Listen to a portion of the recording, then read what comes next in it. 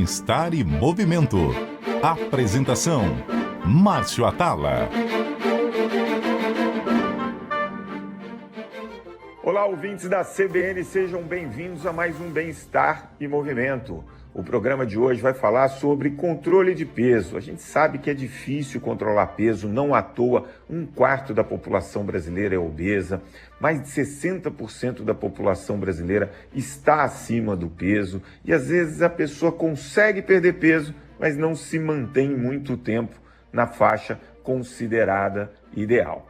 Para falar sobre esse tema, eu estou aqui com a doutora Diana Santini. Ela é mestre e doutora em endocrinologia pela UFRJ, coordenadora de campanhas da Sociedade Brasileira de Diabetes e professora e coordenadora da Clínica Médica Unesa Idomed Città. Diana, super obrigado por aceitar esse convite. Olá, ouvintes da CBN, Márcio, muito obrigada. Eu que agradeço. E eu acredito que é uma grande oportunidade da gente estar falando de um tema tão importante para a maior parte das pessoas. Muito obrigada. Imagina, a gente que agradece e já vou começar indo na veia, né? A OMS, em 2012, classifica a obesidade não só como um fator de risco para diversas doenças crônicas, mas como uma doença em si. Você também considera a obesidade uma doença? Perfeito, Márcio. Super importante. A obesidade é doença crônica e nós, endocrinologistas, estamos em campanha para colocar esse tema como doença crônica, porque a maior parte das pessoas não enxergam assim. Então, a obesidade tem um CID específico. Como toda doença crônica, ela não tem cura, ela tem tratamento. E a nossa abordagem é justamente essa: você não deixa de ser obeso quando você emagrece, você controla o seu peso. Então, hoje a gente deve mudar a forma de falar e não mais dizer se a pessoa está acima do peso ou abaixo do peso, mas se uma vez ela atingiu aquele peso, ela atingiu níveis de obesidade, ela vai ter sempre obesidade, mas ela vai controlar a obesidade. Então, a gente fala da pessoa que está obesa e perde peso como tendo obesidade controlada. Por quê? Porque a ideia de doença crônica significa que ela vai precisar daquele acompanhamento, daquele tratamento a vida toda, e se ela relaxar ou deixar de fazer qualquer intervenção em algum momento da vida, aquele peso vai voltar ao estágio inicial. O corpo tenta se defender dessa perda de peso. Então, entender que é uma doença crônica vai ajudar com que as pessoas não recuperem o peso. Porque a maior parte das pessoas encaram como um problema agudo. Eu estou acima do peso, vou fazer uma dieta, vou perder e o problema está resolvido. E não é assim que acontece. Quando ela relaxa, ela recupera todo aquele peso perdido. É bem interessante, porque a obesidade, como você bem falou, ela acaba sendo uma doença multifatorial. Você vai pegar aspectos ambientais, né, comportamentais, mas você também tem aspectos genéticos, né? Então, quando você tem essa somatória de fatores, você também vai ter uma infinidade aí de possibilidades de intervenção. E aí você vai ter pessoas que, sem o uso de medicamento, mas com a adoção de um estilo de vida mais saudável, vão conseguir. Mas você vai ter também um grupo de pessoas que, invariavelmente, vai precisar recorrer a algum tipo de medicamento, algum tipo de tratamento. Como que você consegue diferenciar esses perfis? A história da pessoa, ela já diz muito do perfil, né? Como que ela vem se desenvolvendo desde a infância, adolescência, o estilo de vida que ela leva, se é uma pessoa que já faz dieta, se faz exercício, se não faz, a história familiar que traz um componente genético, mas mesmo que a pessoa tenha uma predisposição genética, né, vista pela história familiar, e até mesmo avaliando geneticamente essas condições, o ambiente que ela vive, ele é muito determinante se essa genética vai ser expressa ou não. Então, muitas pessoas até falam assim, eu tenho uma predisposição genética, então eu estou fadado ao insucesso, não tem jeito, você é eternamente obeso. E não é assim, porque mesmo que você venha de uma família de pessoas obesas, se você controla a sua alimentação, faz exercício e tem um estilo de vida bem saudável, você pode meio que anular, entre aspas, essa genética.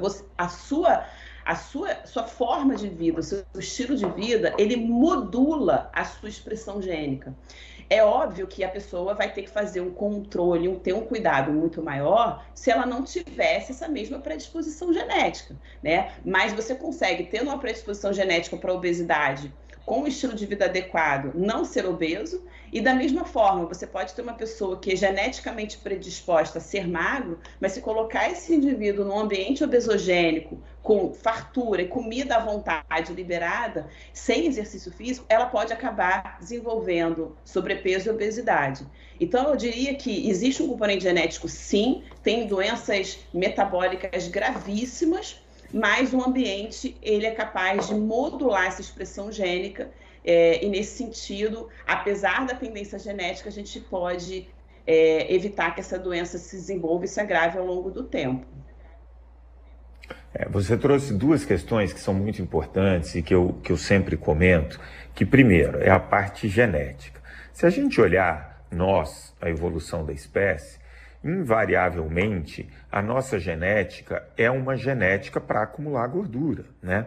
Eu lembro que eu tive gravando um documentário lá em Harvard e a gente fez um teste genético que monitoraram ali quase 780 genes para obesidade e eu tinha quase 500, né?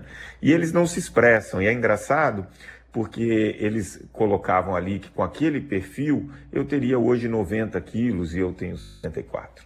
E aí, exatamente isso que você fala, que é o segundo ponto, que é como o nosso meio ambiente ajuda a manter um estilo de vida ativo, porque meu corpo ele só sobreviveu durante centenas de milhares de anos, porque ele suportou o movimento. Quem não suportava o movimento não sobrevivia. Então, o nosso DNA ele está aí para funcionar melhor com o movimento. E aí que eu quero linkar a genética com o que você falou de um ambiente hoje que joga completamente contra o que meu corpo foi programado. Porque você tem uma quantidade de tecnologia impressionante. Então, até a década de 80, um brasileiro, ele se movimentava e era ativo simplesmente por viver, né? Ele ia dar 10 mil passos, ele tinha muito menos elevadores, tinha muito menos escadas rolantes, você quase não tinha shopping, as lojas eram de rua, você tinha que levantar para trocar o canal de televisão. A gente pode falar um monte, mas o movimento ele era feito inconscientemente. Ele era feito porque eu estava no meio ambiente que exigia esse movimento. Quando a gente está agora, 2020, né? 2022, a gente tem celular, aplicativos para pedir comida, e o brasileiro reduziu a média de passos para 2.500 passos. Exato. Ainda tem a pandemia, que deixou as pessoas mais sentadas, né? A pandemia fez com que as pessoas ficassem mais tempo sentadas do que já estavam antes. Exatamente. E aí você toca num segundo ponto, que é a oferta de alimento, né? A oferta de alimento hoje ela é muito maior do que há 60, do que há 80 anos, né? E o nosso cérebro ele não está acostumado a recusar alimento, porque durante centenas de milhares de anos a gente teve privação de alimento. Não à toa a gente desenvolveu a capacidade de estocar energia em forma de gordura no nosso corpo. Então, aí eu vou para a pergunta, depois de toda essa minha reflexão aqui. Você acredita que é importante, nessa criação de hábito, você levar muito em conta o meio ambiente e fazer alterações no meio ambiente em que cada um vive para que a gente incorpore hábitos com mais facilidade? Não tenha dúvida. Esse é o nosso papel, de educar as pessoas para mudar esse ambiente. Se a gente parar para olhar nossos ancestrais, como você bem colocou, não é só você que tem genes para a obesidade. A humanidade hoje tem os genes poupadores de energia. O ser humano e qualquer animal, ele foi feito para poupar energia. O ser humano só não poupa energia para a relação sexual e para a busca de alimento. No resto, ele é um grande poupador de energia e ele quer ficar cada vez mais eficiente para poupar energia. Então, quem foi o ser mais bem adaptado ao longo da evolução de todas as espécies a poupar energia foi selecionado e é o que a gente tem hoje. Se a gente olhar as estatísticas americanas, 89% da população está acima do peso. Só que os americanos, além da genética, eles vivem num ambiente obesogênico, que é que a gente chama, né? Onde toda a oferta de comida faz com que você consuma o dobro. Então, você vai num mercado, num McDonald's, em qualquer lugar para você comprar um determinado produto, se você comprar a porção dobrada, você vai ter um desconto e você vai fazer as contas e vai falar assim, poxa, vale a pena eu levar essa porção dobrada ou maior, porque eu vou estar economizando, né? Então, toda essa política, essa educação que a gente tem hoje, ela estimula ao consumo exagerado. Fora a questão da facilidade, né? O alimento mais rico em caloria e mais palatável, mais gorduroso e rico em açúcar é o alimento mais fácil, mais acessível, mais prático, onde a maior parte das pessoas acabam consumindo por todos esses quesitos, né? Então a gente tem uma questão econômica envolvida, a questão da palatabilidade que gera uma predisposição a querer cada vez mais, porque vem a questão do vício, né? Aquilo que é palatável faz você ter prazer e você vai querer repetir aquilo infinitas vezes. E aí vem as estatísticas que a gente observa hoje. Então, só tem uma forma da gente controlar toda essa epidemia de obesidade que vem junto com a epidemia de sedentarismo e a epidemia do diabetes. São 3 condições que caminham muito juntinhas. É educar as pessoas desde muito pequeno para que elas não desenvolvam obesidade. Porque se elas desenvolverem obesidade, elas vão ter que tratar desse problema para sempre. E a gente não vai, apesar de fazer ela perder peso, curar o problema. Hoje a gente não tem essa cura, porque os mecanismos que regulam o peso corporal são mecanismos involuntários, autonômicos, neurológicos, para defender o balanço energético. Então, quando você começa uma dieta para perder peso e você começa a restringir calorias, o seu organismo entra num estado de alerta e percebe, olha, eu estou em risco, eu preciso sobreviver a esta restrição calórica. E ele lança mão de uma série de mecanismos adaptativos para restaurar aquele peso. Seu metabolismo basal cai, os seus estímulos neurais para comer, a fome, o desejo, o interesse, a compulsão começam a estar muito ativos, até com que a pessoa acaba caindo em tentação e bota por água abaixo, né, todo aquele período que ela fez de dieta, de restrição, e acaba recuperando muito rapidamente o peso. Então, eu não vejo outra solução para o controle da obesidade, que é a prevenção, ou seja, nunca desenvolver obesidade, e que isso comece desde pequenininho.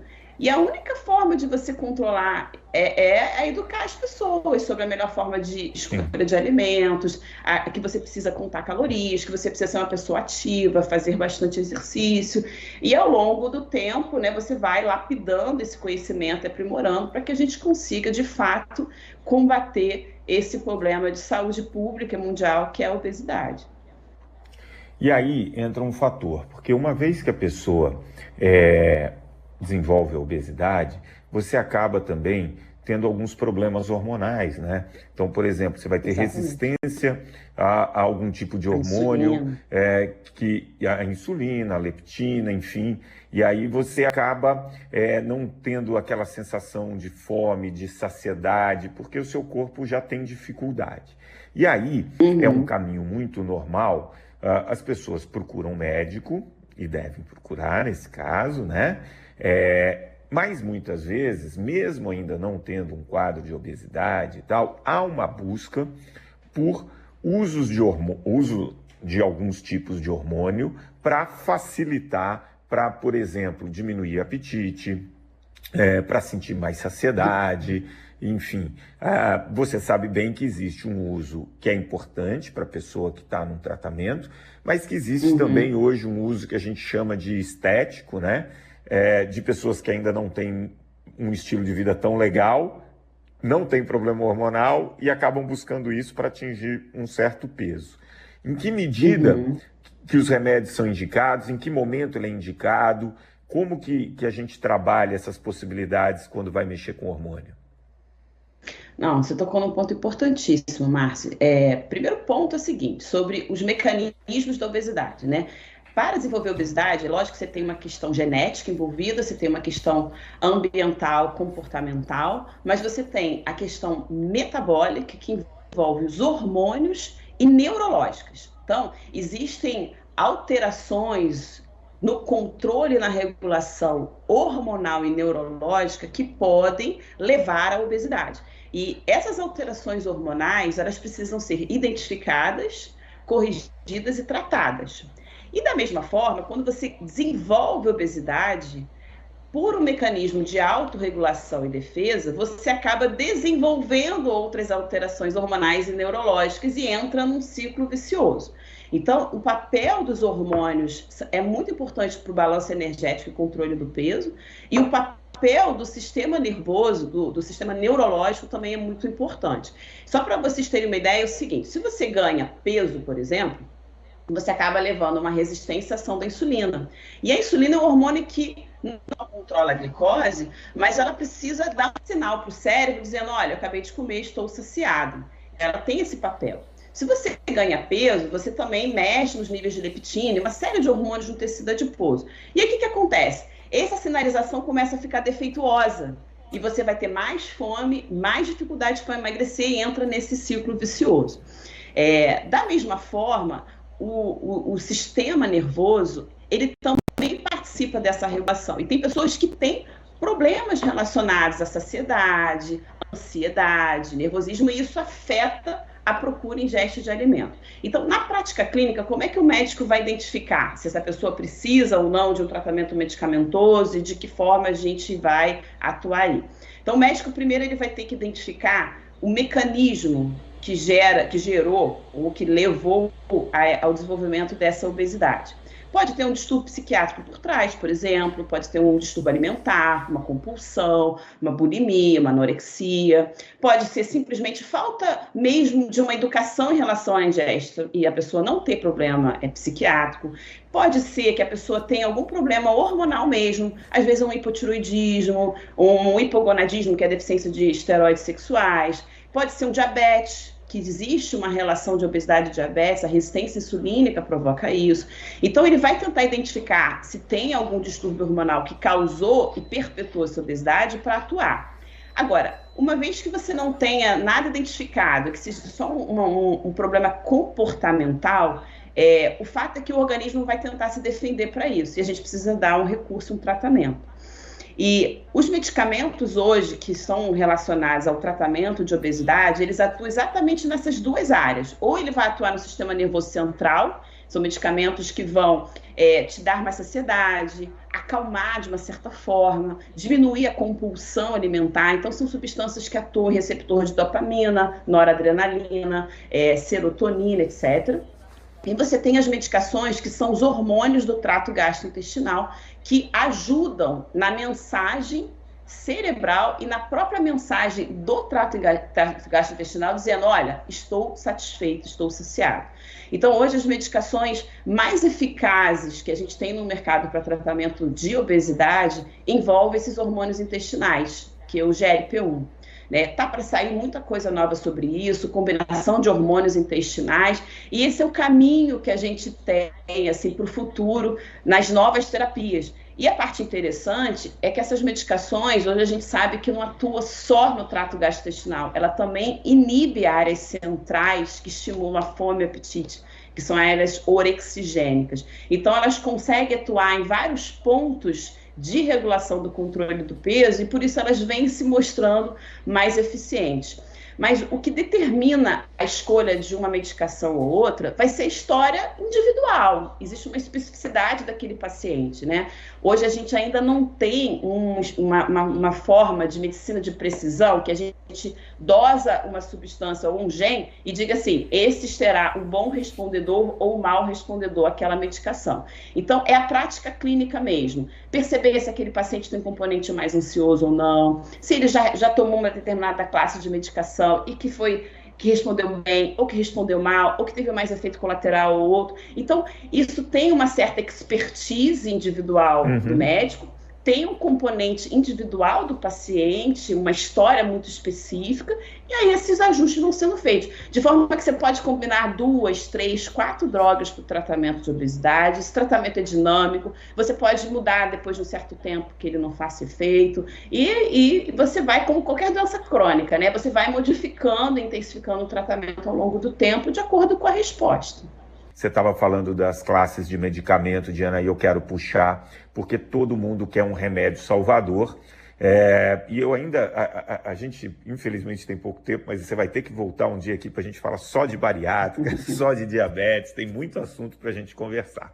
Mas o que me chama a atenção é que os medicamentos vão evoluindo, né? E o sonho da pessoa eu quero tomar um remedinho que vai controlar meu peso e beleza, eu vou continuar podendo ser sedentário, eu vou poder comer um pouquinho a mais. E agora, nos Estados Unidos, tem um estudo muito promissor, já em fase 3, prometendo um remédio que você toma durante 1 ano e meio e tem um resultado muito parecido com o de cirurgia bariátrica, reduzindo em até 22% a quantidade de gordura no corpo. Claro que todo medicamento, principalmente para as pessoas que têm essa necessidade, eles são muito bem-vindos. Mas é muito importante a pessoa entender que esse estilo de vida, com movimento, uma alimentação mais equilibrada, além de ajudar muito no controle de peso, ele vai evitar uma série de doenças como diabetes. E é isso que eu queria que você fizesse essa reflexão, porque, por exemplo, quando eu faço atividade física, eu tenho transportadores que vão captar a insulina, a glicose excedente, independente da liberação de insulina, né? Justamente pela questão do movimento. Eu melhoro a minha sensibilidade à insulina, quer dizer, eu tenho grandes benefícios em relação à atividade física. Então, como é muito bom que venham medicamentos novos, mas como convencer o paciente que o estilo de vida é tão importante quanto o medicamento? Perfeita colocação, Márcio, porque as pessoas querem um tratamento fácil. Tomar remédio é mais fácil que mudar comportamento, a gente sabe disso. Sim. Mas a base do tratamento é o estilo de vida. O remédio ele tem que vir para te ajudar a aderir a uma dieta. Então, o que é mais difícil é você manter aquela perda de peso. Então, você começa a fazer uma dieta, todo mundo consegue começar uma dieta, perde um pouquinho de peso. O problema depois é como que ele vai conseguir manter esse peso, porque a fome vem, a vontade vem e ele acaba involuntariamente recuperando, né, e ganhando esse peso. Então, o medicamento ele vai ajudar aí, ele vai inibir esse seu interesse, essa vontade de comer para recuperar o peso. Mas ele não substitui a prática de exercício. Então, tem benefícios que o exercício trazem para a saúde que nenhum medicamento hoje conseguiu. Tem até uma substância, a irisina, em estudo, que pretende promover os mesmos efeitos do exercício, mas isso ainda está muito longe de virar uma realidade. A gente não tem nada que substitua os efeitos celulares, metabólicos, na oxigenação que a atividade física vem. Então, eu sempre falo isso para os meus pacientes, independente se vai ser um paciente para cirurgia ou para terapia medicamentosa, que este tratamento, ele vem para auxiliar a perda de peso, mas que ele precisa mudar o estilo de vida. Porque ao longo do tempo, vai ter maior dificuldade ainda dele manter esse peso se ele não mudar o estilo de vida. Porque com o tempo, por ser uma doença progressiva, a medicação vai falhando, assim como a cirurgia. O cara que faz bariátrica, ele perde muito peso, mas em pouco tempo, se ele não fizer uma mudança de estilo de vida, ele recupera todo o peso. Porque a doença é crônica. É esse o ponto que eu queria chegar. Eu fiz um trabalho com um grande plano de saúde e o que aconteceu? A gente acompanhando um universo bem grande das pessoas que fizeram cirurgia bariátrica, depois de 5 anos, 60% dos pacientes já tinham IMC acima de 30 e já com uma indicação até para uma nova cirurgia. Justamente por isso, a pessoa consegue inicialmente uma perda de peso muito boa e acaba não aderindo a uma coisa muito importante que vai dar toda a sustentação, que é um novo estilo de vida, né? Como você bem disse, o estilo de vida num meio ambiente que te convida à obesidade, né? Ele acaba se manifestando naquelas pequenas coisas que a gente faz todo dia, né? Então é aquele movimento que você deixa de fazer, é aquele alimento a mais que você come todo dia, é aquele sono ruim que você tem e acaba alterando uma série de taxas hormonais e diminuindo sua disposição no dia seguinte. Então é um problema, a obesidade, ela é complexa e eu queria, a gente está caminhando para a parte final, que tem um quadro que eu vou te fazer uma pergunta, mas eu queria que você deixasse essa mensagem muito para os ouvintes, que o nosso estilo de vida, ele ainda é muito importante, e depositar tudo em cima de uma medicação talvez esteja muito longe, né? Exatamente. Eu até entendo que quando a pessoa está muito acima do peso, fazer exercício é difícil, porque ele está com uma sobrecarga muito grande. Mas a proposta é que se ele não fizer essa mudança de estilo de vida, ele não vai conseguir controlar o problema depois. Porque o tratamento de uma doença crônica, é por isso que a gente reforça a importância de enxergar como doença crônica. O tratamento é para a vida toda. E o paciente às vezes fica chateado assim, doutora, mas eu vou precisar fazer dieta para sempre? Sim, você vai precisar controlar este problema para sempre. E controlar esse problema envolve controlar o que você come, a quantidade, o tipo de escolha que você faz, envolve se movimentar sempre mais, né? Não é só fazer exercício, é se movimentar mais, ficar menos tempo sentado. E isso é um fator de risco. O tempo que você permanece sentado na cadeira é um fator de risco. Tem trabalhos que falam que se você levantar a cada 30 minutos, você já reduz seu risco de desenvolver diabetes. E uma outra coisa interessante também para os ouvintes é que se você se encontra na faixa de risco de diabetes, qual que é a melhor forma de prevenir? Que é aquela pergunta que você fez que eu não sei se ficou claro. Eu estou na faixa de risco, ou eu tenho muita gente na família com diabetes, estou acima do peso. E o que eu posso fazer para não ficar diabético? Remédio ou exercício? O que é mais eficaz? É exercício. E a gente tem estudos longos, de mais de 10 anos de acompanhamento, para mostrar que dieta e exercício, e aí eu falo de tipo um personal, uma pessoa que controla ali, está fazendo exercício, está comendo o quê? Um recordatório de exercício e dieta foi mais eficaz que o uso de medicamento que a gente hoje sabe que controla a glicose, que controla a resistência insulínica. Então, justamente porque o exercício faz com que você aproveite melhor a glicose no seu organismo sem precisar tanto da insulina. Então, não tem jeito, assim, se você quer ter saúde e não desenvolver as doenças crônicas, você precisa se movimentar bastante, ser ativo, fazer exercício e controlar aquilo que você come, independente se neste tratamento vai envolver remédio ou cirurgia. O nosso corpo foi feito para funcionar melhor com o movimento, não tem jeito. E agora a gente tem um quadro final, Diana, e eu vou pedir para soltar a vinheta, por favor. 3 dicas para levar para casa.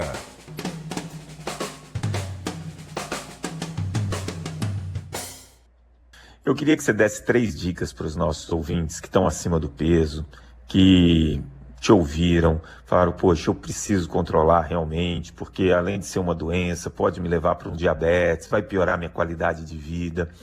Eu quero começar. Me dá 3 dicas para eu enfrentar esse excesso de peso. Primeiro, você precisa de ajuda, né? Então, a primeira dica é procure um profissional de saúde. Você vai precisar de um médico, um endocrinologista, inicialmente para fazer esse diagnóstico. Se tem alguma doença por trás desse excesso de peso, você pode estar com a glicose alta, colesterol, a pressão, ácido úrico, e até esconder alguma outra doença hormonal, por exemplo, que levou à sua obesidade. Então, a primeira dica é procure a ajuda de um profissional especializado no assunto. A segunda dica é tente fazer mais, se movimentar mais. Mesmo que você não consiga um tempo disponível para ir à academia ou fazer exercício, a cada 30 minutos levante da cadeira se você trabalha no escritório, tente pegar escada ao invés de elevador, tente andar um pouco mais a pé para você realizar qualquer atividade que você precise, sai com o cachorro, sai com seus filhos, brinque, se movimente mais, porque isso já vai fazer alguma diferença na sua vida, né? E a terceira é tentar controlar os seus impulsos, porque a alimentação quando você vai no impulso, com fome, com ansiedade, você vai comer mais, vai comer rápido e vai buscar escolhas mais calóricas e palatáveis. Então, se você respirar fundo, sabe aquela respiração funda, quando você para, assim, não, respira fundo porque eu estou ansioso, conte até 10, pense um pouco na hora de você fazer essa escolha, às vezes você dá tempo o anjinho e o diabinho, né, que tá ali falando com você. Quando você para, dá aquela pausa, respira fundo e tente controlar um pouco esse impulso, isso também vai ajudar na escolha do que você vai comer, até mesmo a interromper um pouco antes a quantidade de comida. Então, são essas 3 dicas para os nossos ouvintes, né? Procurar ajuda de especialista, movimente-se mais e tente controlar mais seus impulsos. Isso vai servir para melhorar a saúde do modo geral, né? O controle dos impulsos para todo mundo. Muito bom, muito bom. Diana, super obrigado. Já fica aqui o meu convite para a gente fazer outros programas sobre esses temas, sobre a cirurgia bariátrica, sobre o diabetes. Quero te agradecer muito a participação. Espero contar com você mais vezes aqui no Bem-Estar em Movimento. Nossa, muito obrigada. Pode contar. Estou à sua disposição. Eu que agradeço. Um beijo a todos. O Bem-Estar em Movimento de hoje fica por aqui. Se você gostou desse papo com a doutora Diana, olha, não perde tempo. Compartilhe agora mesmo com seus amigos. Baixe agora e ouça o podcast que já está disponível em todas as plataformas de áudio e no aplicativo da CBN. O programa de hoje teve a produção da Joana Cafuri, do Bruno Teixeira, a edição do Rafael Furugem e os trabalhos técnicos da Priscila Gubiotti. Bom fim de semana a todos e grande abraço. Bem-Estar e Movimento. Apresentação: Márcio Atala.